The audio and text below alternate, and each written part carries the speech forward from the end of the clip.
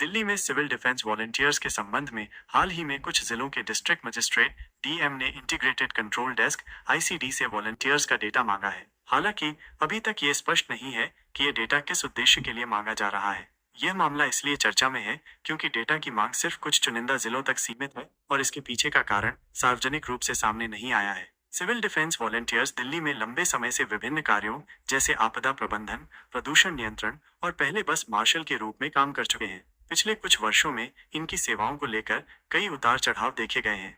2023 में करीब 10,000 वॉलंटियर्स की सेवाएं समाप्त कर दी गई थीं, जिसके बाद उनकी बहाली के लिए आंदोलन और राजनीतिक चर्चाएं हुई। 2024 में दिल्ली सरकार ने प्रदूषण नियंत्रण के लिए 4 महीने की अस्थायी नियुक्ति की घोषणा की थी और अब ये डेटा मांगने का मामला सामने आया है। डेटा मांगने का मामला किन जिलों में मांगा गया है? अभी तक ये जानकारी सार्वजनिक नहीं है कि किन किन जिलों के डीएम ने आईसीडी से डेटा मांगा है। दिल्ली, क्या डेटा मांगा गया है? डीएम ने आईसीडी से सिविल डिफेंस वॉलंटियर्स की जानकारी मांगी है, जिसमें संभवतः उनके नाम, संपर्क विवरण, नियुक्ति की स्थिति, कार्यक्षेत्र और अन्य प्रशासनिक जानकारी शामिल हो सकती है। आईसीडी एक केंद्रीकृत सिस्टम है जो आपदा प्रबंधन और संबंधित गतिविधियों के लिए डेटा संभालता है। क्यों मांगा जा रहा है, इस बारे में कोई आधिकारिक बयान नहीं आया है। संभावित कारण हो सकते हैं वॉलंटियर्स की बहाली या पुनर्गठन। दिल्ली सरकार या प्रशासन शायद वॉलंटियर्स की स्थिति का आकलन करना चाहता है ताकि उनकी स्थायी या अस्थायी नियुक्ति पर निर्णय लिया जा सके।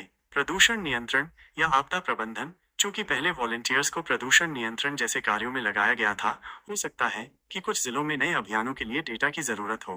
प्रशासनिक ऑडिट, यह भी संभव है कि डेटा का उपयोग रिकॉर्ड अपडेट करने, वित्तीय लेखा जोखा जांचने या पुरानी नियुक्तियों की समीक्षा के लिए किया जा रहा हो। नई नीति या योजना, दिल्ली सरकार या उपराज्यपाल एलजी के दिशा निर्देशों के तहत कोई नई योजना बन रही हो जिसके लिए चयनित जिलों से जानकारी चाहिए। क्यों सिर्फ कुछ जिलों में? ये सवाल अभी अनुत्तरित है। संभव है कि कुछ जिलों में सिविल डिफेंस वॉलंटियर्स की संख्या ज्यादा हो या वहां कोई विशेष कार्य जैसे प्रदूषण हॉटस्पॉट की निगरानी शुरू करना हो। ये भी हो सकता है कि यह एक चरणबद्ध प्रक्रिया का हिस्सा हो और बाद में अन्य जिलों से भी डेटा मांगा जाए। वर्तमान स्थिति, अभी तक कोई ठोस जानकारी नहीं है कि डेटा का उपयोग किस लिए होगा।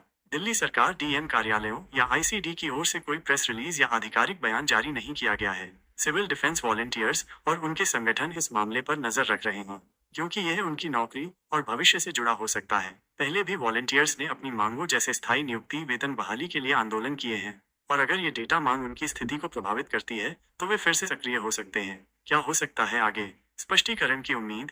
अगले कुछ दिनों या हफ्तों में दिल्ली सरकार या संबंधित अधिकारी इस डेटा मांग के पीछे का उद्देश्य स्पष्ट कर सकते हैं। वॉलंटियर्स का रिएक्शन, अगर ये मांग उनकी नौकरी या सेवाओं को प्रभावित करती है तो वॉलंटियर्स की ओर से प्रदर्शन या प्रेस कॉन्फ्रेंस हो सकती है।